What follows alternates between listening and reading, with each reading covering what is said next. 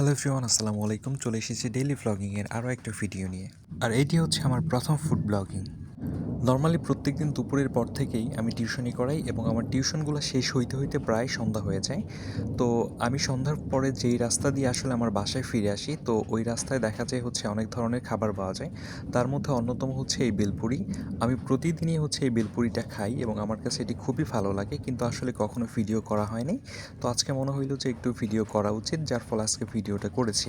Normally অন্য কোথাও যখন আমি বেলপুরি খেয়েছি, দেখা গেছে এই বেলপুরির মধ্যে অনেক ধরনের আইটেম দেওয়া হয়েছে, কিন্তু এই মামা যখন আসলে বেলপুরিগুলো বানাইছে, উনি খুব বেশি একটা আইটেম এখানে যোগ করেন না। তারপরেও ওনার বেলপুরিগুলো অন্য সবার থেকে একটু আলাদা। আর তাছাড়া এর আগে আমি যতগুলো বেলপুরি খাইছি, আমার কাছে ওনার বানানো বেলপুরিটা সব থেকে ভালো লাগছে এবং আমার কাছে মনে হয়েছে অন্য সবার থেকে তার বানানো বেলপুরিটা অনেক বেশি সুস্বাদু।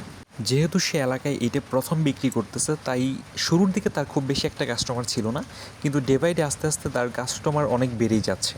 তো আমাদের বেলপুরি বানানো প্রায় শেষ এবং আমি খাওয়া শেষ করেই বাসার দিকে চলে যাব। যদি আমার ভিডিও ভালো লাগে, অবশ্যই ভিডিওতে একটি লাইক কমেন্টস করে আমাকে জানাবেন, যাতে ইন ফিউচার আমি আরও ভালো ভালো এইরকম ফুড ব্লগিং নিয়ে আপনাদের সামনে আসতে পারি। আর ভিডিওটি কেমন হয়েছে অবশ্যই কিন্তু কমেন্ট বক্সে জানাতে ভুলবেন না। ধন্যবাদ সবাইকে, সবাই ভালো থাকবেন।